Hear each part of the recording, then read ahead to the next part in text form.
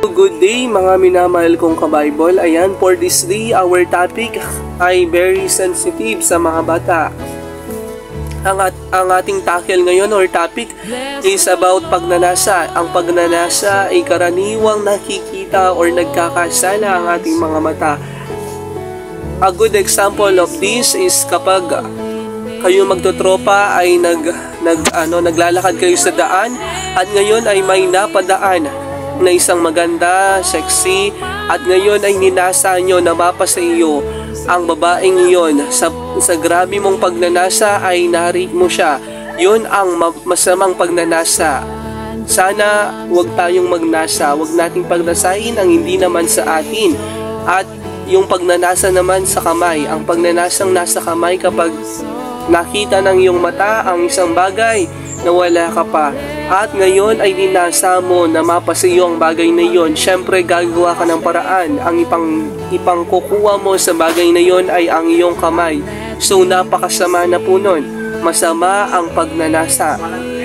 Hindi makakatulong sa atin ang pagnanasa.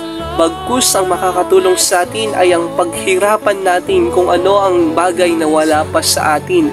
Paghirapan natin na makuha bago natin mapasa atin.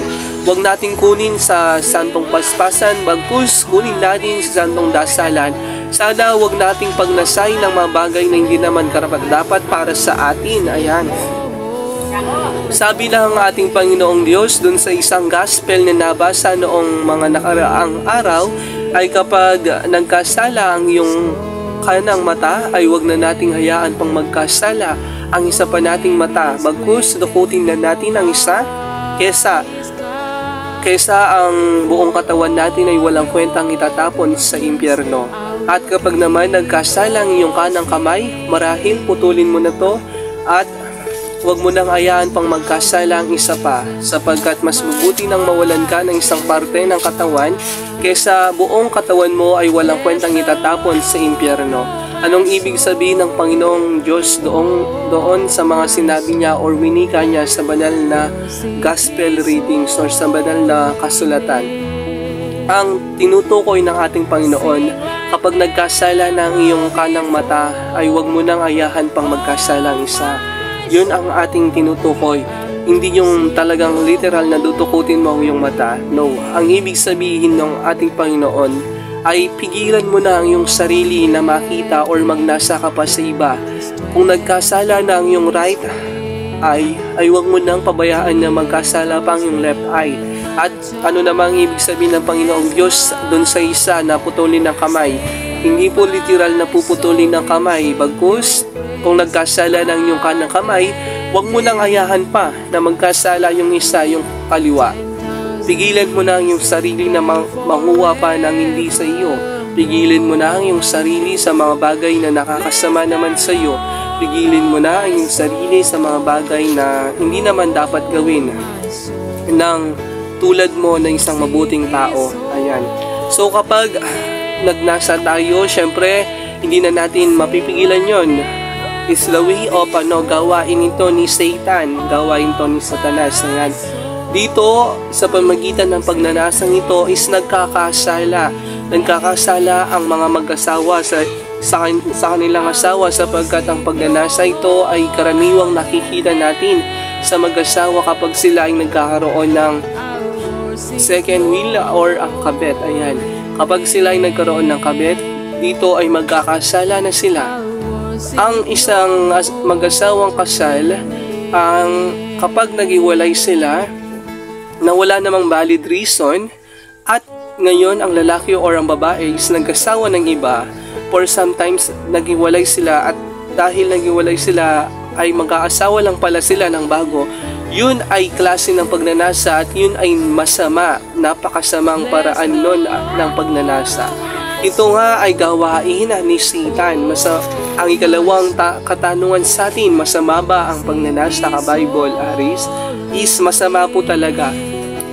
Masama ang pagnanasa sa kahit anumang paraan na nagagamitin natin or gagawin natin ang pagnanasa is napakasama. Masamang masama sapagkat nabanggit na at nalagay na sa banal na kasulatan, ang pagnanasa is napaksama talaga. So imbis na tayo ay magnasa sa hindi naman sa atin, ang gawin na lang natin is tumulong sa iba or magpalaganap ng mabuting balita ng ating Panginoong Diyos. At ang sa ating paano nga ba maiiwasan ang pagnanasa? Ganito lang po yan, maiiwasan natin ang pagnanasa every time na darating ang pagnanasa sa ating buhay, every time na susubukan tayo ni Satanas, natutuksuin tayo ni Satan, ang gawin lang natin is prayer. Ang prayer is napakalakas laban kay Satanas. Ayan. Kapag nagpe-pray tayo, huwag nating hayaan na mapasok tayo o huwag nating hihinto. Lalong-lalo na sa mga ganyang sitwasyon na tinutukso ka niya na magnasa sa iba. Kapag natukso ka, syempre magagawa mo na ang pagnanasa dahil pinagbabawal ng ating Panginoong Diyos. So syempre patulong ka sa Kanya, tawagin mo siya sa ngalan niya at magdasal ka upang maiwasan mo ang pagnanasa na ipinagbabawal niya. Wala namang nadadaan sa masama. Bagkus nadadaan natin lahat sa mabuting gawain. Ayan. So kapag nakaramdam ka ng gantong mga pagnanasa sa mata man yan o sa kamay, ay kailangan manalangin ka lang para maiwasan mo ang pagnanasa. Manalangin ka, patulong ka sa Kanya upang kapag tinulungan ka niya, ay maiwasan mo ang pagnanasa. Manalangin ka sa ngalan niya at manalangin ka na sana ay maiwasan mo ang nararamdaman mong pagnanasa sa ibang tao o sa mga kagamitan nila. So, ganun lang po natin maiwasan ang pagnanasa.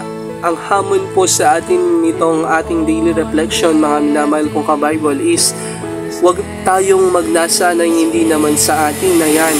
At huwag tayong gagawa ng kamalian laban sa ating mga kapwa-tao. Ayan. Kapag nagkasala na ang iyong kanang mata, ay huwag na nating ayahan pang magkasala ang isa pang mata. Kapag nagkasala na ang iyong kanang kamay, huwag na nating hayaan pang magkasala ang iyong kaliwang kamay. Sana putulin na natin ang kanyang mga nagagawang kasalanan. Putulin na natin ang kanyang mga nagagawang kamalian.